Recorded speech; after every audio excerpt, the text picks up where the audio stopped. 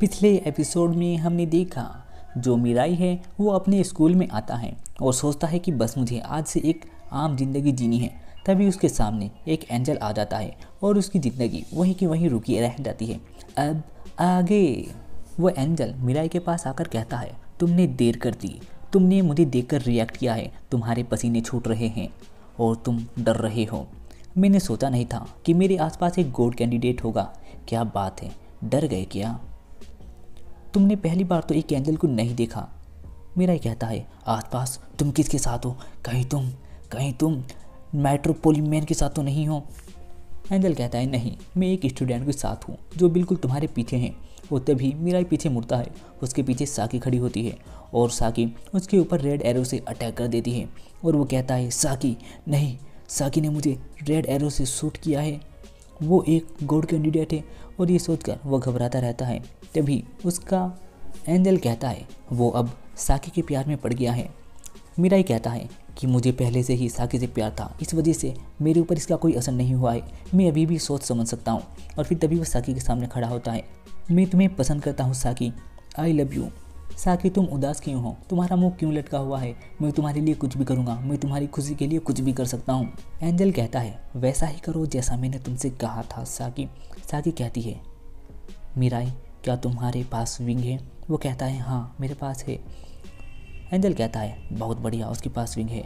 क्या तुम्हें पता है मैं कहाँ रहती हूँ? वो कहता है, हाँ मुझे पता है।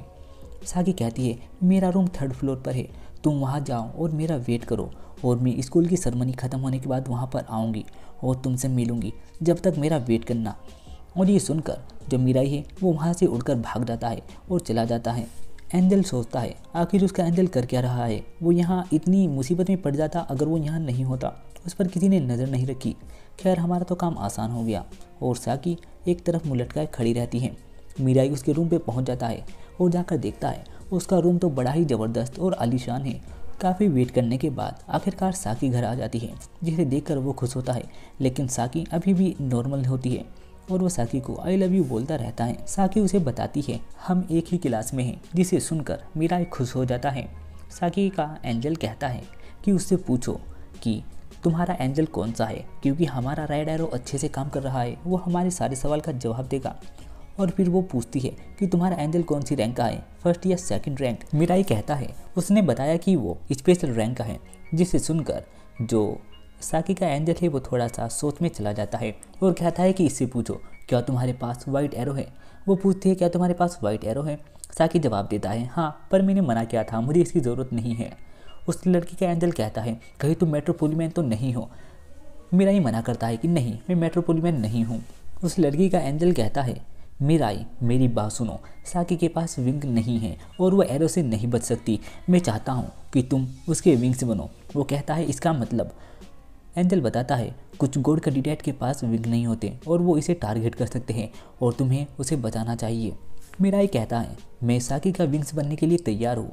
उस लड़की का एंजल कहता है ठीक है, हमें पता नहीं कब क्या हो जाए, तुम्हें उड़ने की प्रैक्टिस करनी चाहिए। वो कहता है क्या उड़ने की प्रैक्टिस? फिर वो कहता है एंजल कि तुम दोनों को अपने हाथ एक दूसरे के साथ मिलाने होंगे। साकी अपना हाथ उठा लेती है। मेरा उसके हाथ को टच करता है और कहता है साकी की उंगलियां तो बहुत नरम हैं, इसके हाथ कितने नरम हैं।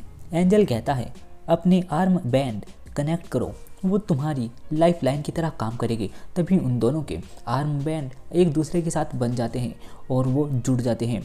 एंजल बताता है कि ये तभी खुलेगा जब तुम दोनों की राजी होगी। और फिर वो दोनों उड़ने के लिए तैयार होते हैं और मीराई उसे लेकर उड़ जाता है और कहता है देखो ये नज़ारा मस्त है ना। उड़ते हुए मीराई कहता है कि हमें ऐसे बात करे हुए काफ़ी अरसा बीत गया है। पहले हमारी फैमिली एक साथ रहती थी आस पास में ही, तो हम बहुत अच्छे दोस्त भी थे। फिर मीराई कहता है कि रुको मैं तुम्हें एक चीज़ दिखाता हूँ। और फिर वो साकी को बहुत ही ऊपर हवा में ले जाता है और ऊपर से पृथ्वी दिखाता है, जिसे देखकर साकी बहुत ज़्यादा खुश होती है। मुझे लगता है तुम्हें कोई चीज़ परेशान कर रही है साकी। साकी कहती है ये मेरी पर्सनल प्रॉब्लम है। मीराई कहता है पर मैं तुम्हारी मदद कर सकता हूँ, मैं कुछ भी करके तुम्हें खुश करना चाहता हूँ। साकी कहती है मुझे खुशी है कि मैं आज तुमसे मिली और तुमसे बात कर पाई, मैं आज के लिए बहुत ज़्यादा खुश हूँ। फिर वो दोनों वापस आ जाते हैं। साकी का एंजल बताता है कि तुमने अच्छी प्रैक्टिस की, इससे साकी के विंग की कमी पूरी हो जाती है। तभी उन दोनों के पास एक मैसेज आता है और दोनों चेक करते हैं मेट्रोपोलिमोन की न्यूज़। साकी खबर में पढ़ती है कि लगता है मेट्रोपोलिमोन ने सेल्स को पकड़ लिया है और वो शाम को 6 बजे सकुरा टीवी पर आने वाला है। उसका एंजल कहता है, फिलहाल मेट्रोपोलिमोन हमारी सबसे बड़ी परेशानी है। मैं तुम्हें कुछ बताता हूँ। नए गॉड हर कैंडिडेट की पर्सनैलिटी, सोच और बर्ताव को साइड करता है। बिना खून खराबे के चुने जाने चाहिए। लेकिन मेट्रोपोलिमोन को ये बात समझ में नहीं आती। दूसरे गॉड कैंडिडेट को मारकर वो अकेला हीरो जस्टिक बन चुका है और वो चाहता है कि वो नया गॉड बने, और ऐसे गॉड बनना बिल्कुल भी सही नहीं है। और उसका एंजल भी एक स्पेशल रैंक का एंजल है, तो उसके पास भी वाइट एरो है। इसका मतलब जो साकी है वो बहुत परेशानी में है और साकी कभी भी गुजर सकती है। और ये सुनकर मिराई को गुस्सा आता है और वो कहता है, नहीं, मैं साकी को मरने नहीं दे सकता, चाहे कुछ भी हो जाए। मिराई कहता है, मैं उससे निपटूंगा, मैं 6 बजे सकुरा टीवी पर जाऊंगा। साकी कहती है, ऐसा करना खतरनाक हो सकता है। मिराई कहता है, नहीं, मैं फिर भी जाऊंगा। जैसे ही मिराई खिड़की खोलकर बाहर जाने की कोशिश करता है, उसके सामने नासे आ जाती है और उसे देखकर वो वहीं का वहीं रुक जाता है। नासे उसे कहती है, तुमने आने में बहुत देर कर दी थी, इसलिए मुझे तुम्हारी फिक्र होने लगी, तो मैं तुम्हें ढूंढने लगी और तुमने रेविल से बात की, और रेविल उस लड़की के एंजल का नाम है। मैंने यहाँ से सब कुछ सुन लिया है। यकीन नहीं होता, तुमने साकी को अपने ऊपर रेड एरो चलाने दिया जबकि तुम्हें उसके ऊपर रेड एरो चलाना था। मिराई कहता है, कोई बात नहीं। रेविल सोचता है, स्पेशल रैंक एंजल के पास कुछ ना कुछ खास पावर होती है। नेसे के पास प्योरिटी है और ये मेरी सबसे कड़ी दुश्मन है। असल में देखा जाए तो नेसे को बेवकूफ़ बनाना आसान है। नासे कहती है कि क्या तुम्हें लगता है जब तुम मेट्रोपोलिमोन से मिलोगे तो वो तुमसे अच्छे से बात करेगा? वो पूछता है, तुम्हारा कहने का क्या मतलब है? नेसे बताती है, तुम दोनों एक दूसरे को मारने के लिए लड़ोगे। अगर विंग और एरो का ऑनर मरता है तो उनके विंग किसी और को मिल जाते हैं। जैसे अगर तुम मरते हो तो तुम्हारे विंग और एरो साकी को मिल जाएंगे, और अगर तुम उसे मार देते हो मेट्रोपोलिमोन को तो तुम्हें मेट्रोपोलिमोन के विंग मिल जाएंगे और तुम अपने विंग साकी को दे सकते हो। और यही सोचा होगा रिवल ने। और ये सुनकर रिवल थोड़ा सा घबरा जाता है। तभी साकी बोलती है कि मिराई प्लीज़ मत जाओ, और ये सुनकर मिराई रुक जाता है। रिवल कहता है, मुझे लगा कि ये आइडिया सबसे बेस्ट होगा, मुझे माफ़ कर दो मिराई। मिराई की एंजल आती है और आकर कहती है, इसलिए लोग तुम्हें एंजल ऑफ ट्रिगरी कहते हैं। रेविल कहता है, क्या तुम मुझे मेरे नाम से नहीं बुला सकती? और वैसे भी सारे एंजल अपने चुने हुए कैंडिडेट को गॉड बनाना चाहते हैं, इसमें गलत क्या है? वो कोशिश करेंगे जिससे वो उसे गॉड बना सकते हैं। अब जब हम इस हालत में फंसे गए हैं, क्यों ना हम साथ मिलकर काम करें?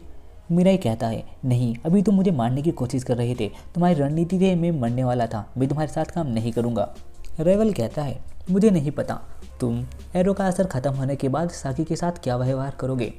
नेसे उसे बताती है कि असल में जो मिराई है वो सचमुच उससे प्यार करता है और इसलिए वो कोई बुरा बर्ताव नहीं करेगा, वो उसे शुरू से पसंद करता है। और ये सुनकर जो एंजल है वो कहता है कि अरे यार, फिर तो मैंने अपना रेड एरो वेस्ट किया है। रेविल कहता है कि अब तुम्हें यहीं रहना होगा। मिराई कहता है, क्या तुम चाहते हो मैं यहाँ रहूँ तुम्हारे ही घर के अंदर? पर मैं यहाँ कब तक रह सकता हूँ? साकी कहती है, जब तक ये गॉड कैंडिडेट का हिसाब किताब ख़त्म नहीं हो जाता, जब तक कोई गॉड कैंडिडेट चुना नहीं जाता, प्लीज़ जब तक तुम यहीं रहो। और ये सुनकर मिराई का मुँह शर्म से लाल हो जाता है। अगले दिन एक चोर चोरी करके बहुत स्पीड से भागता रहता है। कुछ पुलिस वाले उसका पीछा करते हैं और फिर वो देखता है कि सामने रेड सिग्नल हो गया है और सिग्नल तोड़ के वहाँ से भाग जाता है, जिसकी वजह से एक्सीडेंट होने से बच जाता है। और तभी उसकी गाड़ी पे मेट्रोपोलिमोन आकर बैठ जाता है और वो मुक्का मारकर उसका शीशा तोड़ देता है और उसके अंदर रेड एरो घुसा देता है और उसे पुलिस पे पकड़वा देता है।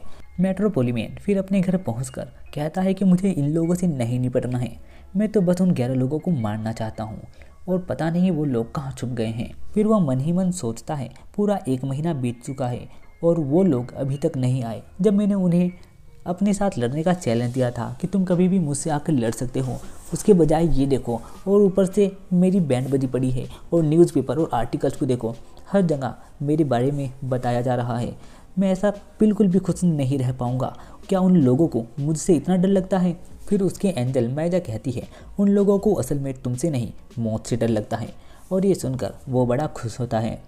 33 दिन के बाद जो रेविल होता है वो मिराई को बांध देता है और बांधने के बाद जो नैसे है वो उसे कहती है कि मैंने कहा था ना कि उसके ऊपर ऐसा कोई असर नहीं होगा, क्योंकि वो पहले से ही साकी से प्यार करता है, तुम्हें इसकी ज़रूरत नहीं थी।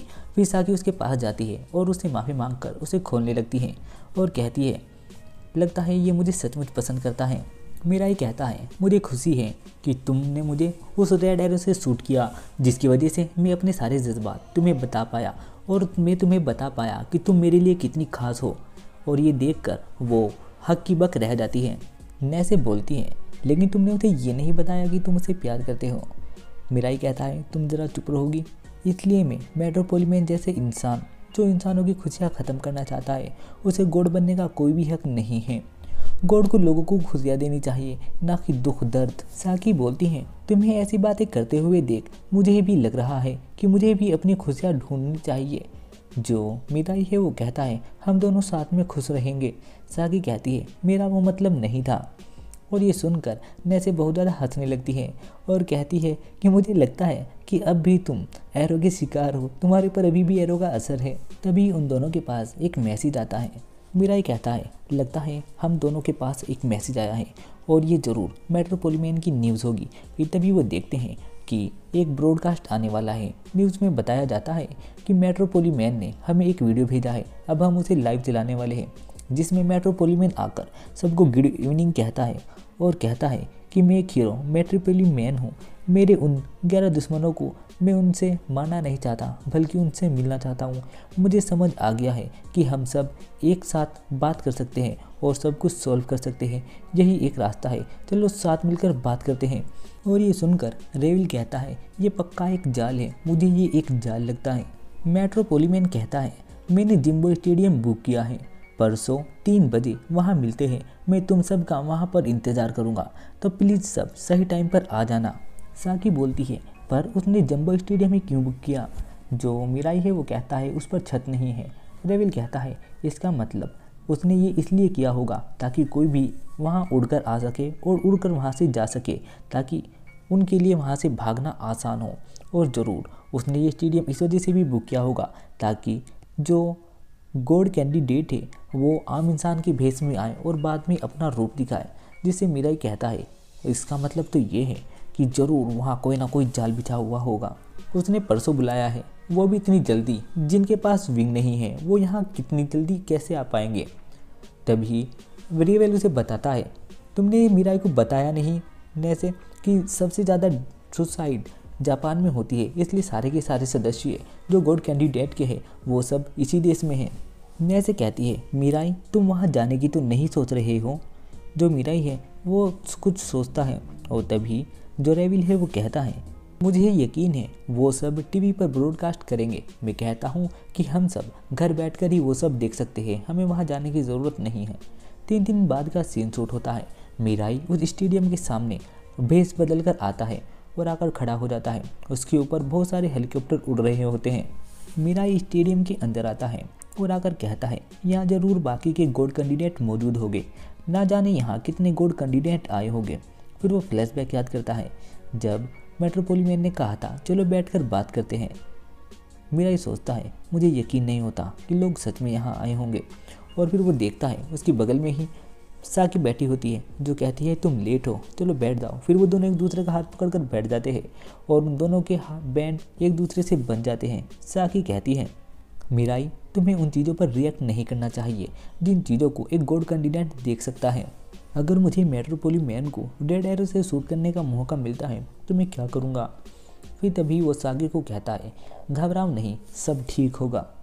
स्टेडियम के ऊपर ड्रोन और हेलीकॉप्टर लोगों की वीडियो रिकॉर्ड करते रहते हैं जो कि साकुरा टीवी पर दिखाया जा रहा है। साकी कहती है हमें मुद्दे पर बहुत कम आवाज़ से बात करनी होगी और हमें कुछ भी बर्ताव नहीं करना है। फिर मीराई थोड़ा सा फ्लैशबैक याद करता है जब उसने कहा था कि मैं वहाँ जाना चाहता हूँ। रेविल ने उसे कहा था कि तुम वहाँ जाना चाहते हो ये जानते हुए कि वहाँ एक जाल बिछा हुआ है, अगर तुम जाना ही चाहते हो तो बहुत चौकन्ना रहना और किसी भी चीज़ पर रिएक्ट मत करना, और अगर हालात तुमने वहाँ बुरे देखे तो चुपचाप वहाँ से भाग जाना। जो मीराई है वो कहता है मैं ऐसा ही करूँगा क्योंकि मैं लोगों की नज़रों में आना नहीं चाहता। फिर प्रेजेंट का सीन दिखाया जाता है। मीराई सोचता है स्टेडियम को चारों तरफ से सिक्योरिटी गार्ड बहुत ही टाइट तरीके से चौकन्ना खड़े रहते हैं। पुलिस के बजाय सिक्योरिटी गार्ड पूरे इवेंट पर नज़र रखे हुए है और कुछ लोग बात करते हैं कि 3 बजने वाले हैं जैसा मेट्रो पुलिसमैन ने कहा था। तभी भीड़ में से एक आदमी खड़ा होता है और कहता है 10, 9 और फिर वो काउंटडाउन शुरू करता है। और जैसे ही काउंटडाउन ख़त्म होता है बहुत स्पीड से हवा में से मेट्रो पुलिसमैन आता है और ज़मीन पर आकर बैठ जाता है बहुत ही स्टाइल में। मेरा ये कहता है वो आ गया, जिसे देखकर सब लोग खुश होने लगते हैं और बात करते हैं कि वो अपने बताए हुए वक्त पर आ गया है। तभी वो आसमान में देखते हैं 2 और मेट्रो पुलिसमैन आ जाते हैं, जिन्हें देखकर लोग कहते हैं कि ये तो एक परछाई की तरह है, एक येलो और एक ब्लू मेट्रो पुलिसमैन। यकीन नहीं होता और भी मेट्रो पुलिसमैन यहाँ आए हैं और वो भी हवा में उड़ते रहते हैं। साकी कहती है मीराई। मीराई कहता है हाँ, उनके पास विंग और रेड एरो है और उनके रेड एरो किसी को भी नज़र नहीं आते, सिर्फ हायर रैंक वाले एंजल के पास ही ये दोनों चीज़ें होती है। क्या वो आपस में लड़ना चाहते हैं? और जब वो उसके ऊपर अटैक कर रहे हैं मेट्रो पुलिसमैन अपने विंग का इस्तेमाल क्यों नहीं कर रहा? आखिर यहाँ क्या हो रहा है? तभी हवा में उड़ रहा एक ब्लू वाला पुलिसमैन उसके ऊपर रेड एरो से अटैक कर देता है और वो रेड एरो जाकर उसके मास्क को लगता है और मेट्रो पुलिसमैन का आर्मर उस एरो को रोक के रखता है। रेड एरो उसे लग नहीं रहा होता और उसे रोक के रखता है और तभी ये वाला एपिसोड ख़त्म हो जाता है। उम्मीद करता हूँ आपको ये वाला एपिसोड पसंद आया होगा। इसी प्रकार के एपिसोड देखने के लिए हमारे चैनल को सब्सक्राइब करना ना भूलें।